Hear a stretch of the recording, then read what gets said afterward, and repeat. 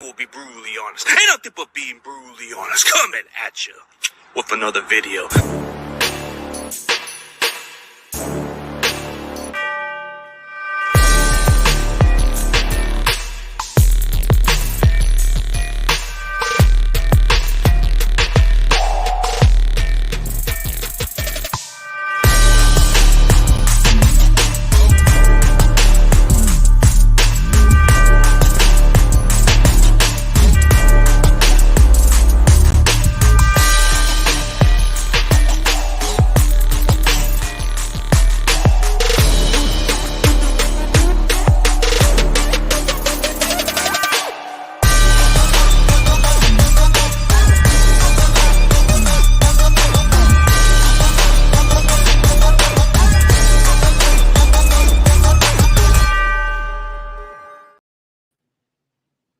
Ladies and gentlemen, let's welcome the University of Texas El Paso kicker, Gavin Baechle. How's it going, dude? Hey, how's it going? Doing great, man. Hey, you're the first guest by far as a kicker, man. That's got to be an amazing accomplishment, man. Oh yeah, definitely. Glad to be here. Thank you for inviting me. Oh, no problem. Anytime, dude. Speaking of what got you into football, man, what was the influence that got you into football at an early age? Yeah. So whenever I was younger, I played. My parents put me in every sport you can think of. So, kind of was big into soccer and everything. And then whenever I joined a Pee Wee team in like second or third grade, whenever that was, they needed a kicker, and so I was like, "Hey, I played soccer. I'll give it a try." And then I was really good at it. I think in like third or fourth grade, I had made like a 35-yard field goal or something, and everyone was like astonished. And then I was like, "Yeah, I really like this," and then just have been pursuing that ever since. Yeah, soccer does have a lot to do with kicking because of the distance and all that. So it does relate to going into the NFL as a place kicker or college football in general or high school. Yeah, no, definitely. There's a lot of the same leg movements and everything. The only big difference is kind of like some of the foot positionings and everything. But yeah, it's relatively along the same like leg swing and everything. Oh yeah. You know, when it comes down to like just kicking field goals compared to soccer, it has to be like that strong leg. So what made that transition from you just going from soccer to just kicking footballs? Yeah, at first it was kind of a rough transition just because of the whole difference in the foot positioning and everything. But then whenever I did start to get in the weight room more and I was able to get the technique down and everything, then it became a lot smoother of a transition going. Because in high school, I kind of, the first 2 years, freshman and sophomore year, I played soccer as well as football. So it was kind of like I had to switch my technique on whichever one I was doing. Good thing they were in different semesters and everything. But yeah, so the first half of the semester was football, so I would use my football technique, and then the second half was soccer. And then basically I got hurt my junior year during football workouts, and then I kind of was like, you know what, I'm going to stick with football because I think I have a better chance of going far with that. Hey, you couldn't go wrong with that. So what was your longest field goal kick, I guess, from what this guy told me on this question? The furthest one in practice that I made is a 67, and then the furthest one in the game was like a 54. Yeah, I mean that means you do have a strong leg, but I'm assuming maybe because UTEP is quite a good explosive offense, maybe they didn't expect too much of you kicking the ball, right?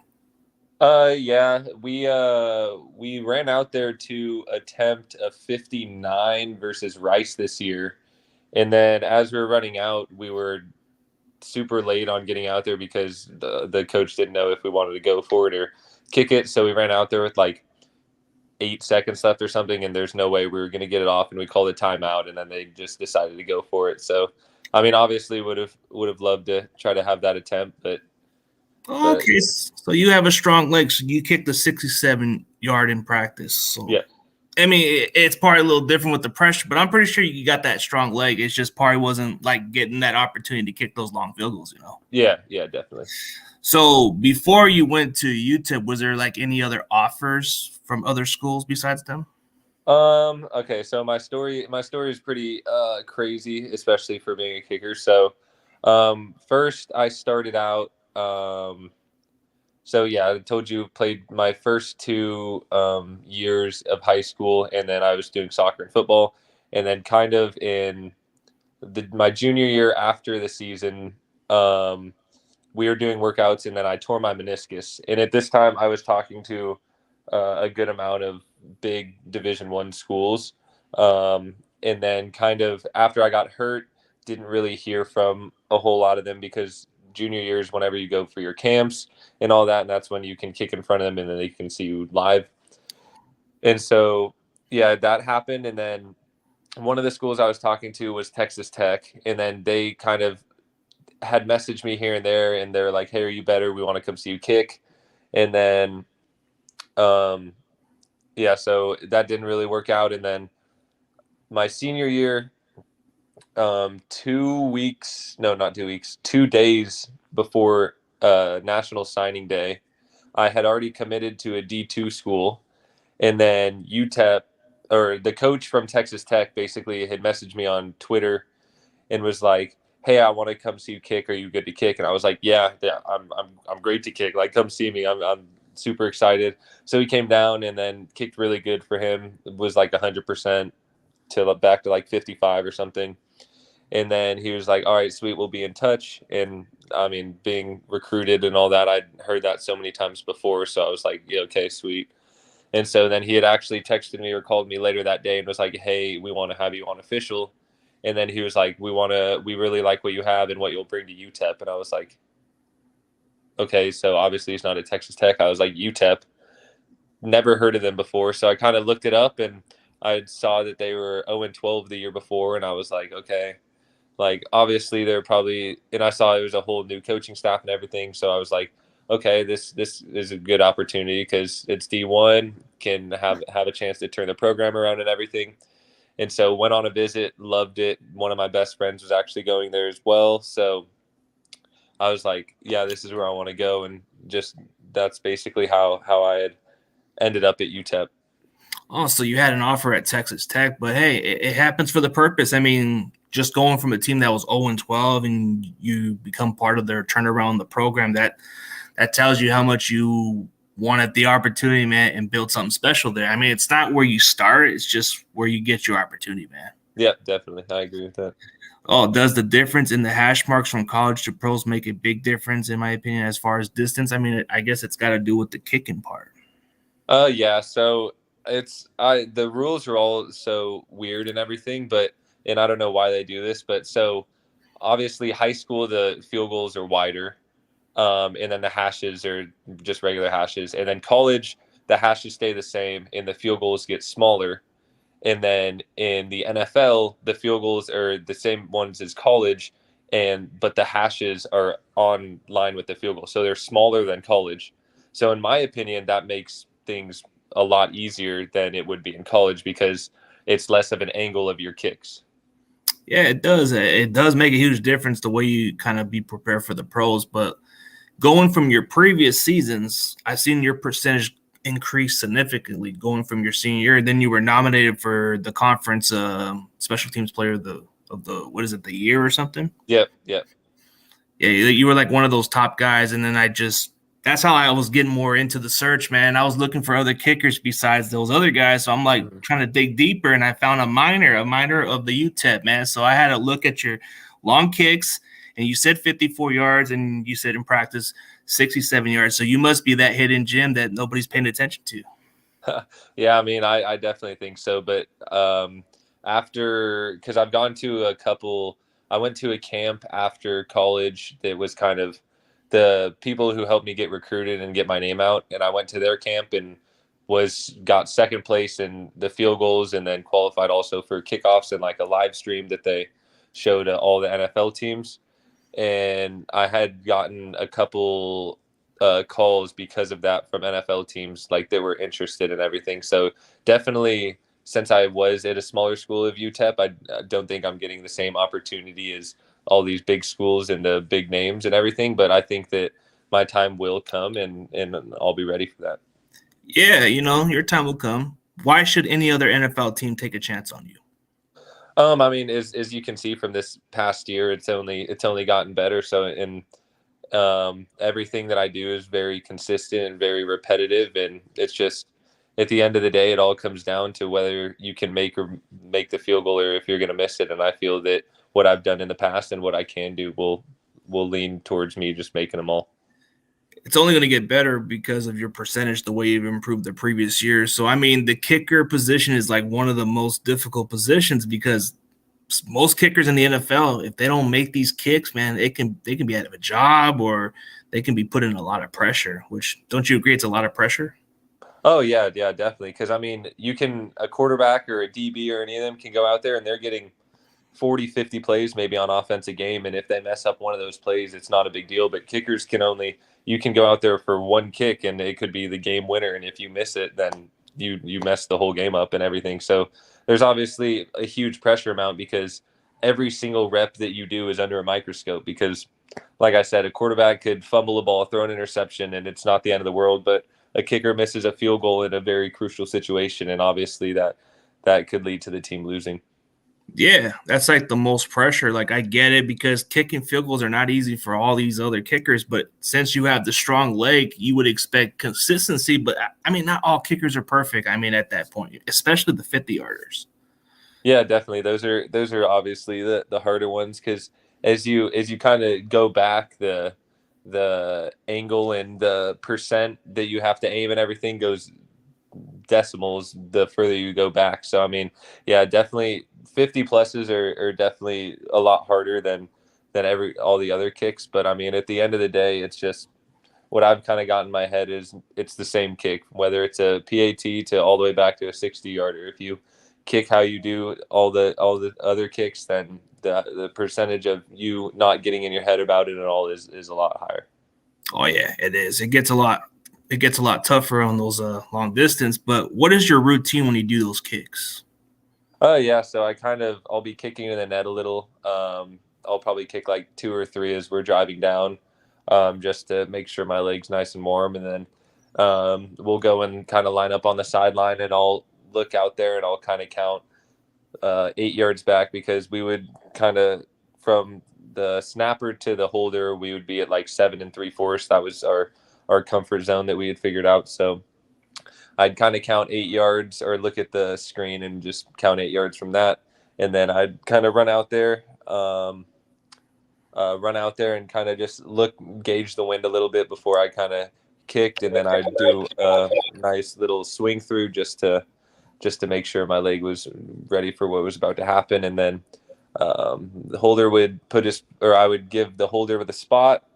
He would get my spot. I'd take 3 steps back and 2.5 steps over, and then I'd kind of look up at the field goal at my aiming point, and then take a deep breath, look back at the holder, give him a little head nod, and then go time from there. Well, that's good, man. It's a good way to put your preparation like that. I guess a lot of kickers. I don't know if this is true. Is it like true to be superstitious with the way you guys kick or something?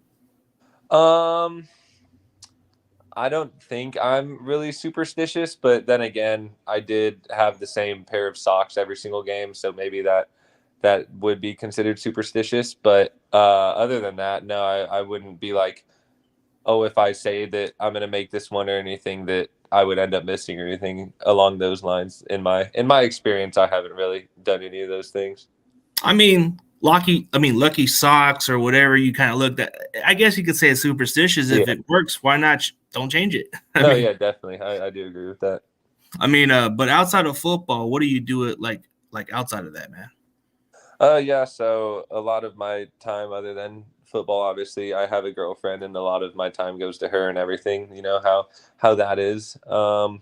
And then I have a job out here in Dallas as well, so I've been doing that part-time just so that I can still have or not part-time but full-time other than football, just so I can still have kind of a cash flow coming in order to support like if I need to go to camps or anything along those lines.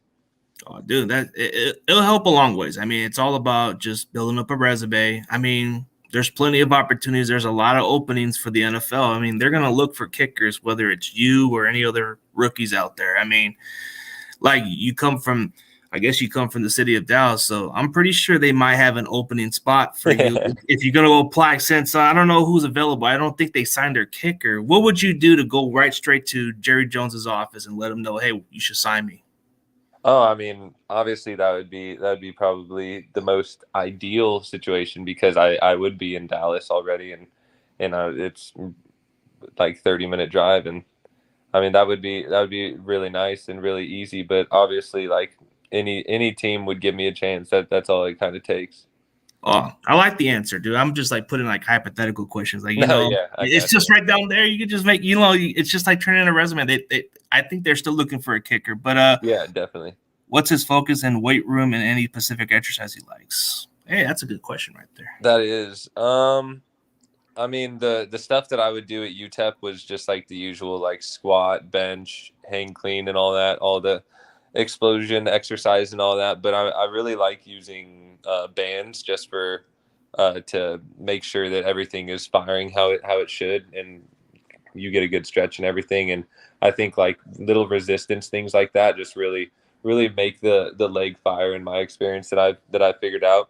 And then just a lot of plyometrics, so like some jumps and all that we would do is a special teams unit on the sideline at practice and everything, just so that whenever we would be at the game, our legs would be tired and they'd be really going. But I would say my favorite exercise is probably hang clean, just because it's a full body and it really is an explosive movement, and I really like those. Yeah, it helps with your thighs and all the muscles on your legs. So does a lot of it in different ways. But I like this question by my boy Brian Copute. Shout out to him. He's a big fan of kickers, but he's asking a question as far as kicker experience. Do you kick with your toes or the top of your foot? I would say that 99.9% of kickers now kick with the top of their foot. I don't believe that there's probably a couple that still kick with their toes, but they're definitely not as successful as those that kick with their top of their foot. Oh, interesting. Okay. Oh, speaking of the draft, since we're already getting close for you to declare, I guess there's somebody that's in the discussion too. Are you familiar with Jake Moody? Have you watched his film or based by your game on him? I have not watched this film, but I mean, of course, I have a lot of I have a lot of people in the kicking world, so I obviously know a lot of the top guys and everything. So yeah, I mean, he's really good, really consistent. So it'll be good if I could get into a camp with him or something and compete for the spot. I mean, you can't go wrong with anything, man. So it's like there's a lot of this opportunity with these kicker jobs. I mean, the Niners just acquired Zane Gonzalez. There's no guaranteed contract, but maybe there's an opening for you. I mean, what would convince? I mean, but there's a lot of opportunities at it. Yeah, There's definitely. a lot of openings. But so what would like? So when I look at your film, I seen a couple of your outside kicks, man. You were like I seen some of your high school ones, and I seen some of those kicks, dude. You just master that, like the recovery kicks, man. I don't know how you do that. I mean, it's a lot of practice on those things because obviously those are huge in changing the momentum and everything in the game. So it's kind of like the as much as I do practice field goals and regular kickoffs and everything, those are very, very easy to overlook because people are like, oh, I'll just go out there and just kick this and maybe we'll get it. But me, I've kind of taken it that I practice those of almost the same as I do all my other kicks, just because they are so influential on the very end of the game, because you can win or lose off that little kick. So, and I mean, especially because special teams coaches they want someone who's well rounded and can do it all. And I feel like that if you are able to do those, then that kind of separates you from the rest of the field. Oh, absolutely. So, why do you think? Why do you? I mean, why do you think special teams is more important at the position? Like there's three phases of the game, but some people overlook special teams. But why is it more important? Well, obviously, I am biased as a kicker. If you ask an offensive player why offense is more important than the other three, they'll be like, because you score points and everything. But I mean, special teams, it comes down a lot of the time to the special teams. Like if you're in your own end zone and you're punting and you shank it to the 3 yard line right out of bounds, that's almost an automatic touchdown for the other team. And then if there's the snaps messed up or anything, or you miss a field goal, that's 3 points off the board. So I just think that in the end of the day, that yes, defense stops people from scoring points, and if you have a better defense than the other team and stop them from scoring more points, then defense is important.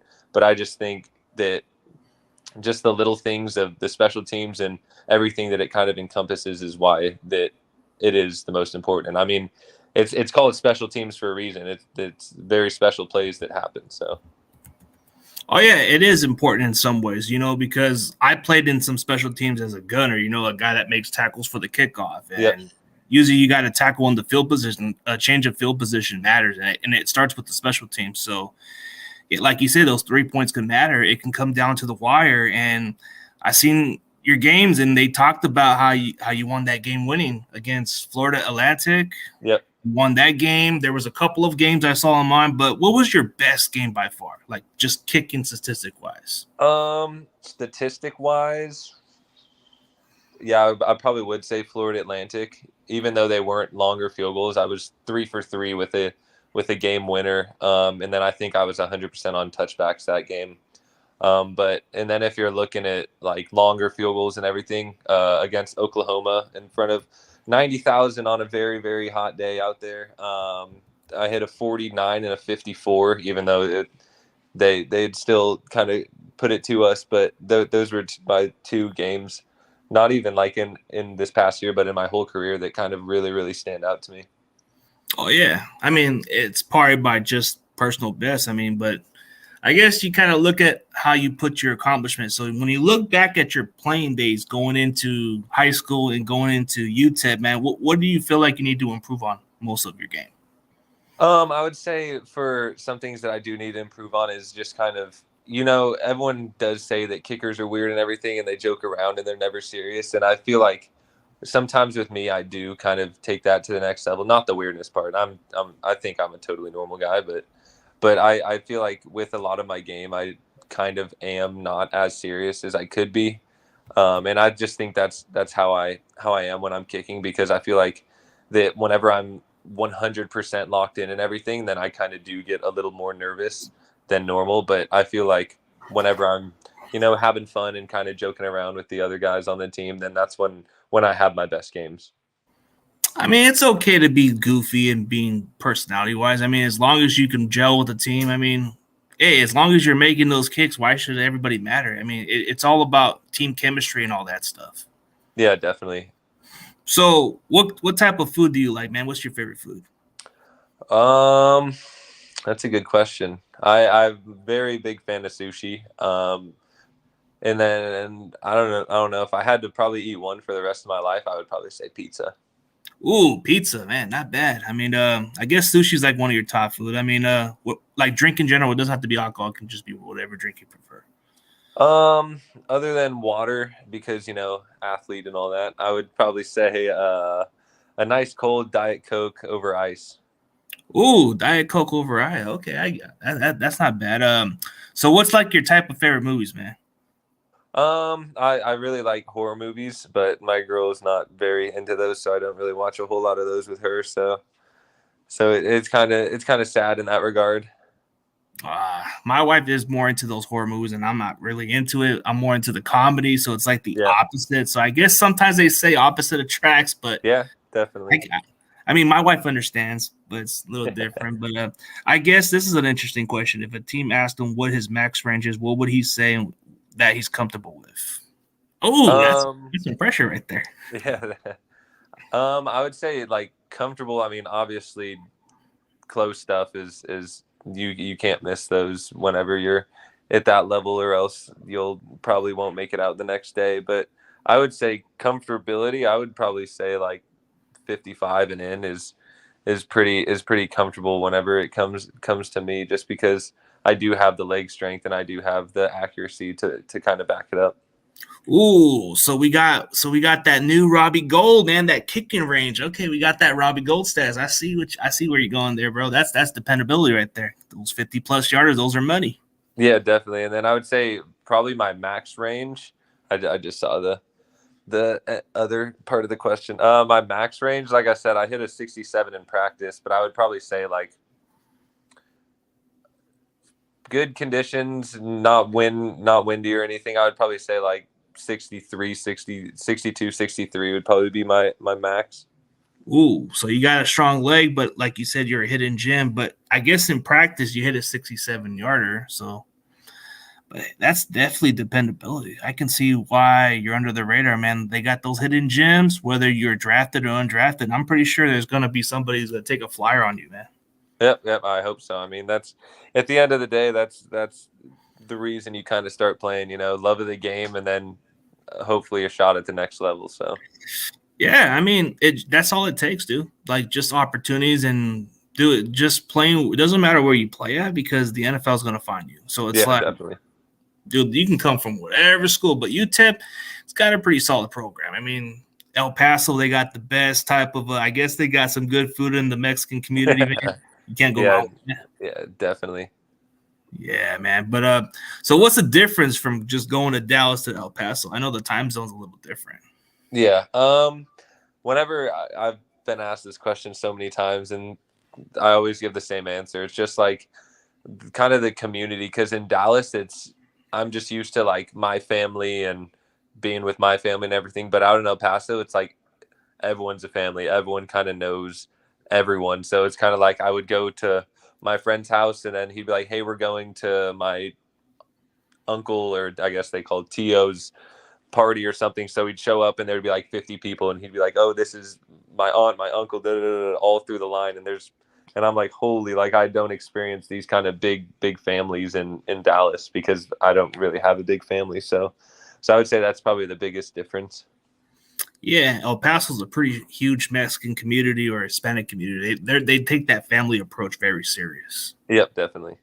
Yeah, man. So when you look back at it, man, it's going to be a good ride, man. So I'm just looking forward to whoever gives you the chance, man. So whoever takes a flyer on you or drafts you, they're gonna get somebody with a really strong leg and got a goofy personality, man. I could tell just from what you told me. Yeah, no, I do agree. Like I've been saying, I just need that chance. Yeah, you just need that chance, man. Just don't be a Ray Finkel. I just had to throw that joke reference, but you'll be all right, man. But for your time, bro, I definitely appreciate your time. Just before we end it on a high note, man, I'll give you one more question. So, why should any other player or any high school athlete should go to UTEP? Oh yeah, I mean UTEP is obviously, if you guys have ever gone there, ever been in the area, it's a huge community, and the school is very very nice. It impressed me a lot, especially because I was went there for computer science, so an engineering degree, and they have a really good engineering program there. So and just the whole community, and kind of where the football program has kind of an upward trajectory, that since whenever I got there, and they take a chance on you, and if you prove them right, they definitely will get noticed. So I think that if there's people that are underrated and everything, that they'll definitely find you and give you a chance, kind of like hopefully the NFL does. Yeah, absolutely. Oh, so I guess this is for one more question because I was going to get to this topic, but any teams contact you? I've had a few. I'll just leave it at that. I've had a few. Also, just keep it on a down low. Okay. Yeah. All right, I get it, man. But hey, but thank you for your time and good luck on your NFL journey. I'm definitely rooting for you. Whoever takes a chance on you, man, there's gonna be a high future, man. You're gonna be the new Legatron. You're gonna be the new Mr. Reliable, man. Whoever gets you, man, it's gonna be a good bumpy ride, man. But thank you for your time. Yeah, of course. Thank you for having me. No problem, bro. Best of luck. Definitely rooting for you, man. Yeah, thank you very much. No problem, bro. Anytime. Thank you, everybody, for tuning in. Me and Gavin Beckham are out. Have a good one, bro.